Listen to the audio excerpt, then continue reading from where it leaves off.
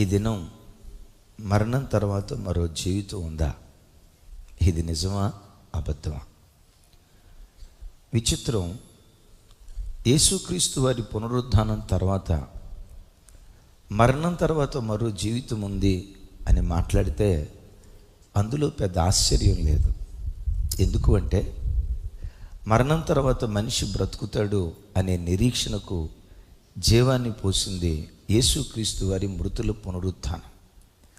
అందుకనే పేతురు భక్తుడు అంటాడు, యేసుక్రీస్తు వారు మృతులలో నుండి పునరుద్ధానుడై తిరిగి లేవటాన్ని బట్టి జీవముతో కూడిన నిరీక్షణ మనకు కలిగింది అంటాడు. సరే, క్రొత్త నిబంధన భక్తులకు యేసుక్రీస్తు వారి పునరుద్ధానం ఒక ఆనవాలుగా ఉన్నది గనుక చనిపోయిన వాడు తప్పకుండా బ్రతుకుతాడు అని చెప్పటానికి ఇట్టే రుజువు ఉంది. కానీ విచిత్రం ఏంటంటే పాత నిబంధనలో కొంతమంది భక్తులు మరణం తర్వాత మరో జీవితం ఉందని, కొందరు దేవుని యొద్దకు చేర్చబడతారని, మరి కొంతమంది పాతాళంలో కూర్చబడతారని, విచిత్రం, మరణం తర్వాత జీవితాన్ని గూర్చి పరిశుద్ధాత్మ ద్వారా ప్రేరేపించబడి వాళ్ళు ప్రవచిస్తూ వచ్చారు. అలా ప్రవచించిన ప్రవచనకర్తల్లో మరణం తర్వాత మరో జీవితం ఉంది అని చెప్పిన వ్యక్తుల్లో అనేక మంది భక్త మహాశయులు ఉన్నారు. వారిలో కోరహ్ కుమారులు ఎవరు? థర్డ్ సెషన్లో చెప్తాను, మీరు గృహాలకు వెళ్ళిన తర్వాత వినండి. కోరహ్ కుమారులు ఎన్నో అద్భుతమైన కీర్తనలు రాశారు. వాటిలో 49వ కీర్తన దరిదాపుగా 20 చరణాలు ఉంటాయి. ప్రతి చరణం ఆణిముత్యం, ప్రతి చరణం హృదయంలో మరణం తర్వాత జీవితాన్ని గూర్చిన నిరీక్షణ. ఏముంది జీవితంలో, దేనికి ప్రాకులాట అనే ఒకంత నిర్లిప్తత కలుగు చేసేటట్లుగా, మరణం తర్వాత జీవితాన్ని గూర్చి పదే పదే ఆలోచించేటట్లుగా మనుషుని పురికొల్పే ఒక అద్భుతమైన కీర్తన కోరహు కుమారుల కీర్తన. అదే 49వ కీర్తన. ఈ కీర్తనలో ఇంచుమించు 20 వచనాలు ఉంటాయి. ఈ 20 వచనాల్లో గుండెకాయ లాంటి కొన్ని వచనాలు, అంటే ఈ 20 వచనాల కీర్తనలో గుండెకాయ లాంటి కొన్ని మాటలు మీతో పంచుకుంటాను. ఈ కీర్తన ఒకటి యూదులకు రాసిన కీర్తన కాదు, ఇజ్రాయేలీలకు రాసిన కీర్తన కాదు. ప్రారంభంలోనే అంటాడు, సామాన్యులేమి సామంతులేమి, ధనికులేమి దరిద్రులేమి, సర్వలోక నివాసులారా, నేను చెప్పబోయే మాట మీరు ఆలకించండి. ఇది భక్తి కలిగిన వారికి చెందింది మాత్రమే కాదు, అలాగని భక్తి లేని వారికి మాత్రం హెచ్చరికని కాదు. ఆకాశం క్రింద భూమికి పైన బ్రతుకుతున్న సమస్త మానవాళికి ఇదిగో ఈ కీర్తన రాస్తూ ఉన్నాను. అయ్యా, ఏముంది ఈ కీర్తనలో? చూడండి ఒక మాట. 49వ కీర్తన 10వ చరణం. నాతో కలిసి చెప్పండి. జ్ఞానులు చనిపోదురను సంగతి అతనికి కనబడకుండా పోదు, మూర్ఖులను పశుప్రాయులను ఏకముగా నశించుదురు. ఎవరెవరు మరణిస్తారట, ఎవరెవరు చనిపోతారట? ఒక జ్ఞానులే కాదు, ఒక మూర్ఖులే కాదు, ఒక పశుప్రాయులే కాదు, సామంతులే కాదు, సామాన్యులే కాదు, దరిద్రులే కాదు, ధనవంతులే కాదు, మరణం అందరికీ సంప్రాప్తమవుతుంది. బ్రతికి ఉన్న ప్రతి మనుషులరా, సజీవంగా బ్రతికి బట్ట కట్టిన ప్రతి బిడ్డలరా, ఈరోజు నిలవబడి ధారాళంగా మాట్లాడుతున్నానే, ఒకానొక రోజు నన్ను మరణం మింగేస్తుంది. నన్నే కాదు, ఈ స్థలంలో కూర్చున్న ప్రతి బిడ్డను ఒకానొక రోజు మరణం మింగేస్తుంది. మరణానికి పక్షపాతము లేదు. విన్నారా? లోకంలో కొన్నిటికి పక్షపాతం ఉంటుంది. అమ్మో, ఈయన ఎమ్మెల్యే కదా, ఈయన టచ్ చేయకూడదు, అయ్యో ఈయన మినిస్టర్ కదా, ఈయనతో ఈ మాట అనకూడదు అని కొన్ని విషయాలలో లోకంలో పక్షపాతం ఉంటుంది. ప్రపంచంలో దేనికైనా పక్షపాతం ఉంటుందేమో, కానీ మరణానికి పక్షపాతము లేదు. మరణం దరిద్రుని దగ్గరికి వస్తుంది, ధనవంతుడిని పలకరిస్తుంది. సామాన్యమైన వాడిని ఆవరిస్తుంది, సామంతుడిని ఆవరిస్తుంది. విచిత్రం ఏంటో తెలుసా? చిన్న బిడ్డను ఆవరిస్తుంది, పండు ముసలివాడిని ఆవరిస్తుంది. చిన్న బిడ్డనే కాదు, చివరికి గర్భంలో ఉన్న పసికందును కూడా మరణం ఆవరిస్తుంది. మరణం ఎంత విచిత్రమైనదంటే ఎప్పుడు ఎక్కడ ఎవరిని ఎలా మింగేస్తుందో ప్రపంచంలో ఎవరికీ తెలియదు. ఆరోగ్యంగానే ఉన్నట్టుంటాడు, మంచి హెల్దీగా ఉన్నట్టుగానే ఉంటాడు, హుషారుగా పరిగెత్తుతున్నట్టే ఉంటాడు. మనిషిని చూస్తే ఆహా ఏం చక్కటి దేహదారుఢ్యం, నో డౌట్ నిండు నూరేళ్ళు సెంచరీ కొడతాడు. వాళ్ళ తాత 99 సంవత్సరాలు బ్రతికాడట, వాళ్ళ నాయనమ్మ 110 సంవత్సరాలు బ్రతికిందట, మనోడు డోకానే లేదు 120 సంవత్సరాలు బ్రతుకుతాడు అని పూర్వపు చరిత్ర చూసి కొంతమంది మాట్లాడతారు. 120 సంవత్సరాలు బ్రతుకుతాడు అనుకున్నవాడు 12 సంవత్సరాలలోపు చచ్చిపోయినా పెద్ద ఆశ్చర్యం లేదు.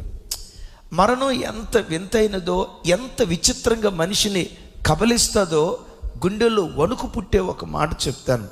ఆ మధ్య ఉత్తరప్రదేశ్ రాష్ట్రంలో అద్భుతమైన కబడ్డీ ప్లేయర్, అతని పేరు బ్రిజేష్ సోలంకి. కబడ్డీలో అడుగు పెట్టాడంటే ప్రత్యర్థుల గుండెల్లో వణుకు పుట్టిస్తాడు. ఒకవేళ కోతకు వెళ్తే కనీసం 2-3 ఒకేసారి అవుట్ చేయకుండా, ప్రత్యర్థులను ఓడించకుండా ఇటువైపు రాడు. చూస్తూ ఉన్నారు కదా, చక్కటి దేహదారుఢ్యం, శరీరంలో కనీసం జ్వరం వచ్చిన జ్ఞాపకాలు కూడా అతని బ్రతుకుల్లో లేవట. అంత ఆరోగ్యవంతుడు, అంత హుషారైన వాడు, అంత బలమైన వాడు, చక్కటి దేహదారుఢ్యం కలిగిన వాడు. ఇలాంటి వ్యక్తి ఒకరోజు అలా నడుచుకుంటూ వెళ్తూ ఉంటే ఓ చిన్నపాటి మురుగు కాలువలో చిన్న కుక్క పిల్ల పడి చావు బ్రతుకుల మధ్యలో కొట్టుమిట్టాడుతుందట. అయ్యో పాపం, ఇది చావు బ్రతుకుల మధ్యలో కొట్టుమిట్టాడుతుందని వెంటనే వంగి ఆ కుక్క పిల్లను బయటకు తీసి దానికి శుభ్రం చేస్తూ ఉన్నాడు. ఈ పరంపరలో కుక్క పిల్ల అప్రయత్నంగా ఏం చేసిందో తెలుసా? గోళ్లతో ఆయన గీరిందట.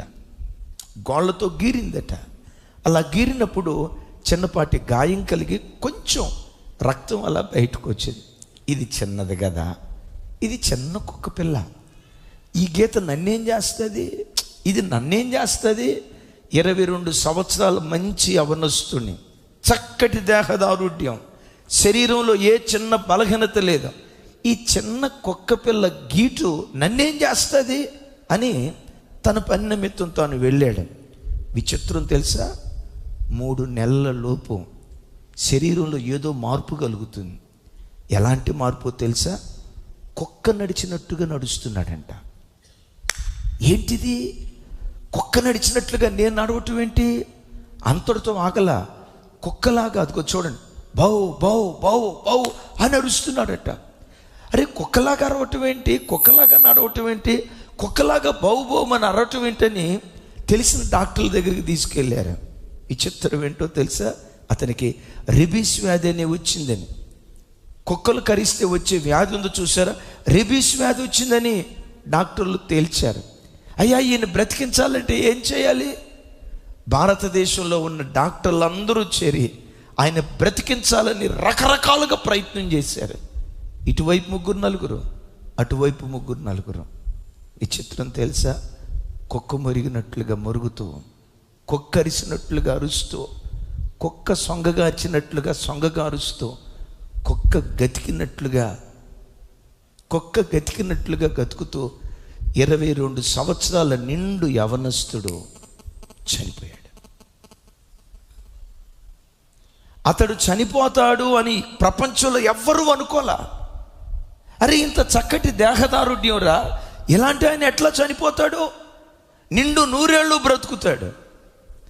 22 సంవత్సరాల పిన్న వయసులో ఓ చిన్న కుక్క కాటుకు గురై, బిడ్డలారా భయపెట్టాలని కాదు, నీ మరణం ఎప్పుడుందో, నీ మరణ గడియ ఏ రోజుందో, ఎక్కడ ఎప్పుడు ఎలా రాలిపోతావో ప్రపంచంలో ఎవరికీ తెలియదు. రాజీవ్ గాంధీకి తెలుసా మెడ్రాస్లో తను రాలిపోతానని? ఇందిరాగాంధీకి తెలుసా తన కావలివాడిగా ఉన్న సైనికుడే తనను చంపేస్తాడని? ఒకసారి ఆలోచించండి. తన ఇంట్లో ఉన్న ఫ్యానే తనకు ఉరితాడై తన ఆత్మహత్య చేసుకొని చనిపోతానని కోడెల శివప్రసాద్ గారు అనుకున్నాడా? అరే, ప్రజల కొరకు నేను సేవ చేస్తానని ఆ ప్రజల కొరకు పరిపాలన చేయటానికి ప్రయాణమే వెళ్తున్న వైఎస్ రాజశేఖర రెడ్డి గారు అంత అకాల మరణాన్ని ఆ రీతిగా పొందుతారని తను అనుకున్నారా? బిడ్డలారా, మన కళ్ళ ముందు వారందరి జీవితాలు ఎలా ముగించబడ్డాయో ఒకసారి చూస్తారా? నీ జీవితం ఎప్పుడు ఎక్కడ ఎలా రాలిపోతుందో తెలియదు. మరణాన్ని ఆపాలని ఎన్నో ప్రయత్నాలు చేస్తారు. ఆ ప్రయత్నాన్ని గురించి ప్రసంగి భక్తుడు ఒక విచిత్రమైన మాట అంటాడు. చూడండి ఆ మాట, ప్రసంగి గ్రంథం 8వ అధ్యాయం 8వ వచనం. ఎంత విచిత్రంగా ఉందో ఆ మాట. నాతో కలిసి, గాలి విసరకుండా చేయుటకు గాలి మీద ఎవరికి అధికారము లేదు, మరణదినము ఎవరికి వశము కాదు, ఈ యుద్ధమందు విడుదల దొరకదు. నా వైపు చూడండి. ఇప్పుడు ఫ్యాన్ దగ్గర నుంచి గాలి వస్తుంది. ఈ గాలిని నేను ఆపాలని ప్రయత్నం చేస్తే గాలిని ఆపగలనా? విసిరే గాలిని, పోయే ప్రాణాన్ని ఎవ్వడూ ఆపలేడు. భయం పుట్టించే మాట. ఏమని రాసింది? గాలి విసురుతా ఉంది. ఆ గాలి, విసిరే గాలిని నేను ఆపాలని 2 చేతులతో ఆపాలని ప్రయత్నం చేస్తే, నేను ఆపాలని ప్రయత్నం చేసినంత మాత్రాన అది ఆగదు. విసిరే గాలిని, పోయే ప్రాణాన్ని ఎవ్వడు ఆపలేడు, నిలపలేడు. మీకు తెలుసా, మనం బ్రతికున్న ఈ దినాల్లో మన కళ్ళ ముందు జరిగిన ఒక విచిత్రమైన సంఘటన. ఆ తల్లి తమిళనాడు రాష్ట్రానికి ఎక్స్ సీఎం, ఆ తల్లి పేరు జయలలిత.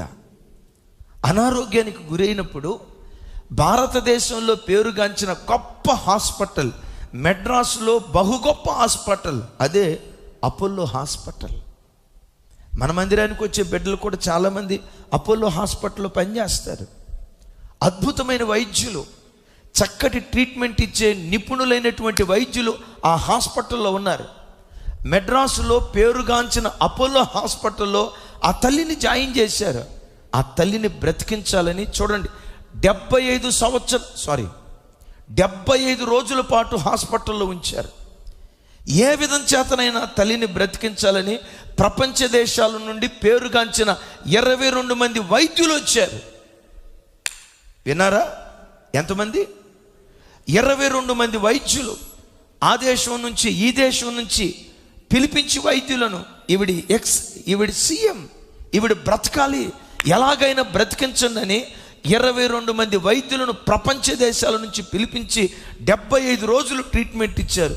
ఆ 75 రోజుల ట్రీట్మెంట్కి దరిదాపుగా 7 కోట్ల రూపాయల ఖర్చు అయింది. ఆ తల్లి తరపు వాళ్ళు అన్నారు, 7 కోట్లు కాదు, అవసరమైతే 70 కోట్లు ఖర్చు పెడతాం. 70 కోట్లు కాదు, 700 కోట్లు ఖర్చు పెడతాం, బ్రతికించండి. ప్రపంచంలో ఉన్న మేధావులందరూ కలిసి బ్రతికించాలని ప్రయత్నం చేశారు. వీచే గాలిని, పోయే ప్రాణాన్ని ఎవ్వడూ ఆపలేడని విన్నామే. 75 రోజుల ప్రయత్నం తర్వాత డాక్టర్లు చేతులెత్తారు. ఆవిడ ఎలా చనిపోయిందో టిల్ డేట్ ఎప్పటికీ అది మిస్టరీ. బ్రతికించలేకపోయారు. వాక్యం వింటున్న దైవజనమా, నీ జీవితంలో వాక్యం వింటున్న నీ జీవితంలో, చివరికి వాక్యాన్ని ప్రకటించే నా జీవితంలో మరణదినం ఒకటి నా బ్రతుకుల్లో లిఖించబడింది. ఆ మరణదినం వచ్చినప్పుడు ప్రపంచమంతా ఏకమై బ్రతికించాలని ప్రయత్నం చేసిన గాలిని, వీచే గాలిని ఆపటానికి ఒకడు ప్రయత్నం చేస్తే ఆ ప్రయత్నం ఎలా వృధా అయిపోద్దో, పోయే ప్రాణాన్ని ఎవ్వడు ఆపలేడు. ఇందిరాగాంధీ బుల్లెట్ షూట్ గురైనప్పుడు ప్రధానమంత్రి ఆవిడ. మేబీ ఈవిడ ఎక్స్ సీఎం, అఫ్ కోర్స్ అప్పుడు సీఎం గొప్పదా, పిఎం గొప్పదా కదా? ఆ పిఎంను బ్రతికించడానికి ప్రపంచంలో ఉన్న వైద్యులంతా వచ్చారు. అమ్మో, అసలు ఆ తల్లిని బ్రతికించడానికి ఎంత ప్రయత్నం చేశారో. మేబీ 83, 84 ఆ ప్రాంతం అనుకుంటా. వీచే గాలి, పోయే ప్రాణం ఎవ్వడూ ఆపలేడు. విచిత్రం ఏంటో తెలుసా? అసలు మరణం అనేది మానవ జీవితంలో ఉండకూడదు. ఎలాగైనా మరణం నుంచి మనిషిని బ్రతికించాలి, భూమి మీదే నిత్య జీవం కలిగిన వాడిగా మనిషి బ్రతకాలని ప్రపంచంలో చేయని పరిశోధనలు లేవు. ప్రసంగి గ్రంథకర్త ఇక్కడ ఏమంటాడో తెలుసా? ఈ యుద్ధమందు ఎవడు గెలవలేడు అంటాడు. చూడండి ఆ మాట మరోసారి. 8:8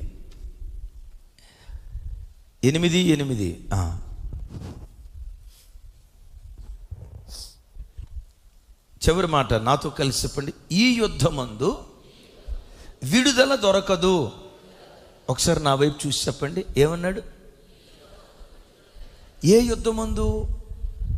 మరణాన్ని జయించాలని ఆది నుంచి ప్రజలు యుద్ధం చేస్తున్నారు. దీన్ని ఎలాగైనా జయించాలి, మరణం మానవాళిని మింగివేయకుండా మనుషుడు చిరంజీవిగా బ్రతికేటట్లుగా ఏదో చేయాలని ఆది నుంచి మనుషులు యుద్ధం చేస్తున్నారు. ప్రసంగి గ్రంథకర్త ఏమంటాడో తెలుసా? ఏ యుద్ధం చేసినా నువ్వు గెలుస్తావేమో కానీ ఈ యుద్ధంలో నువ్వు గెలవలేవు, ఓడిపోవాల్సిందే. వినారు ఈ మాట? ఏ నిమిత్తం నువ్వు యుద్ధం చేసినా గెలుస్తావేమో కానీ మరణాన్ని జయించాలని మనుషుడు యుద్ధం చేస్తే ఈ యుద్ధంలో ఓడిపోవాల్సిందే. ఎందుకో తెలుసా? మనుషులు ఒకేసారి మృతి పొందాలి, ఒక్కసారి మృతి పొందాలని దేవుని న్యాయ విధి అది. ఆమేన్. విన్నారు ఇక్కడ? దేవుని ఏంటి దేవుని న్యాయ విధి? పుట్టిన ప్రతి మనుష్యుడు ఒక్కసారి మరణించాలి. ఇది దేవుని న్యాయ విధి. ఎలాగైనా మరణాన్ని జయించాలి, మరణంలో నుంచి బయటికి రావాలని ఎన్ని పరిశోధనలు చేశాయో. నేను హైదరాబాద్ వచ్చిన తొలి దినాల్లో 1996 సంవత్సరంలో ప్రపంచంలో ఉన్న మేధావులంతా క్లోనింగ్ షీప్ను ఒకటి పుట్టించారు. క్లోనింగ్ ద్వారా ఒక గొర్రె పిల్లను దానికి ఏమని పేరు పెట్టారంటే డాలీ. అనండి, ఎంత ముద్దుగా ఉందో చూడండి. అది కూడా డాల్ లాగే ఉంది. చూడండి ఎంత పుష్టిగా, ఎంత దిట్టంగా ఉందో చూడండి. క్లోనింగ్ ద్వారా ఈ డాలీ అనే చిన్న గొర్రె పిల్లను పుట్టించారు. దాని జన్యువుల్లో రోగకారక జన్యువులన్నీ లేకుండా ఓ చక్కటి హెల్దీయెస్ట్ గొర్రెను పుట్టించాలి. ఇది అన్ని గొర్రెల్లాగా 12 సంవత్సరాలు చనిపోవటం కాదు, 120 సంవత్సరాలు ఇది బ్రతకాల. అనండి ఇంకోసారి, 120 సంవత్సరాలు ఇది బ్రతకాలని చెప్పి వాళ్ళ మేధస్సునంతా జోడించి దీన్ని పుట్టించారు. సాధారణమైన గొర్రె 10 నుంచి 12 సంవత్సరాలు బ్రతుకుతుంది, మరణమే ఉండకూడదు. ఇది 120 సంవత్సరాలు బ్రతకాలని శాస్త్రవేత్తలు పుట్టించిన ఈ గొర్రె 6 సంవత్సరాల్లో చచ్చిపోయింది. నా మాట అర్థమైందా? అందుకని ప్రసంగి గ్రంథంలో ఏమంటాడు?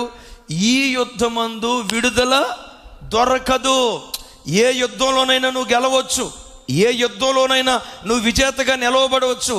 మరణమనే యుద్ధాన్ని గెలవాలని ఎవ్వడు ప్రయత్నం చేసినా దీని యందు మనుషులకు విజయం కలగదు. ప్రతి మనిషి పుట్టిన ప్రతివాడు గిట్టక తప్పదు. సరే, బ్రతికిన దినాల్లో ఎంతో పేరు ప్రతిష్టలు, ఆస్తిపాస్తులు, ధనధాన్యాలు కోట్లకు పడగెత్తి చివరికి మరణిస్తారు కదా. మరణించేటప్పుడు తనతో పాటు ఏం తీసుకొని వెళ్తాడు? చూడండి, ఈ కీర్తనలో అద్భుతమైన మాట చూడండి. 49వ కీర్తన 16, 17 వచనాలు. 16, 17 వచనాలు. అందరూ నాతో కలిసి. ఒకడు ధన సంపన్నుడైనప్పుడు, వాని ఎంట ఘనత విస్తరించినప్పుడు భయపడకుము. 17, వాడు చనిపోయినప్పుడు ఏమీ కొనిపోడు, వాని ఘనత వాని వెంట దిగదు. వాని ఘనత పెద్దగా చెప్పాలి, వాని ఘనత వాని వెంట దిగదు. అనుకోండి, ఒక మినిస్ట్రీ గారు ఒక ప్రాంతానికి వస్తున్నారు అనుకోండి, ఎంత ఆర్భాటం. ఆయన ఇన్వైట్ చేయటానికి ఎంతమంది కార్పొరేటర్లు నిలవబడరు, ఆయన ఇన్వైట్ చేయటానికి ఎంతమంది ఎమ్మెల్యేలు నిలవబడరు. బొకేలు తీసుకొని, అవసరం లేకపోయినా బొకేలు, పూలదండలు అంటారు కదా, గజమాల అనండి పెద్దగా గజమాల. ఆ మధ్య ఒక మినిస్టర్కి గజమాల, ఆ గజమాల మనుషులు పట్టుకోవటం వల్లగాక క్రేన్తో పట్టుకొని లేపి ఆయన భుజం మీద వేశారు. ఒక మినిస్టర్ ఈ భూలోకంలో ఎక్కడైనా ఒక ప్రాంతానికి వస్తూ ఉంటే, అబ్బో, ఆయన స్థాయికి తగినట్లుగా ఇన్విటేషన్, ఆయన హోదాకు తగినట్లుగా ఇన్విటేషన్. మినిస్టర్కే ఇంత గొప్ప మినిస్టర్కే ఇంత గొప్ప ఇన్విటేషన్ ఉంటే సీఎంకి ఏ రేంజ్లో ఉంటుంది, పిఎంకి ఏ రేంజ్లో ఉంటుంది, అమెరికా దేశ అధ్యక్షుడికి అమ్మో వాళ్ళ కూతురు ఇవాంకా ట్రంప్ వస్తేనే కొన్ని కోట్ల రూపాయలు అయిపోయిందట. జస్ట్ వారం రోజులు ఏముంది, వారం రోజులు ఇవాంకా ట్రంప్ ఉన్నందుకు దరిదాపుగా 100 కోట్లకు పైగా ఖర్చు అయిందట. ఎందుకు? సామంతులు వచ్చేటప్పుడు ఆ వెల్కమ్, గ్రాండ్ వెల్కమ్ అంటారు చూసారా, ఇంత ఘనత భూలోకంలో జరిగింది కదా. ఒకవేళ పిఎంఏ చచ్చిపోయాడు, ఒకవేళ సీఎంఏ చచ్చిపోయాడు, ఒకవేళ అమెరికా దేశ అధ్యక్షుడే చచ్చిపోయిన తర్వాత ఏమండి, ఆ పాతాళం దగ్గర స్టేజ్ కట్టండి, పిఎం వస్తున్నాడు, మైకులు పెట్టండి, పిఎం వస్తున్నాడు, మనం గ్రాండ్ వెల్కమ్ చేయాలి, bouquet bouquet bouquet bouquet bouquet bouquet పూలదండలు తయారు చేయండి. అగో బేనే, సౌండ్ సిస్టమ్ బాగుందా తమ్ముడు, కీబోర్డ్ సరిగ్గా సెట్ చేసుకున్నావా తమ్ముడు, ప్యాడ్లు అని కరెక్ట్గా ఉన్నాయా, కొయిర్ ఎక్కడున్నారు, మైకులు సెట్ చేసుకున్నారా, మనం అందరం కలిసి పాట పాడుతా ఆయన గ్రాండ్ వెల్కమ్ పలకాలి. చచ్చిన తర్వాత ఇదేముండదో అంటాడు, వాని ఘనత వానితో పాటు దిగదో.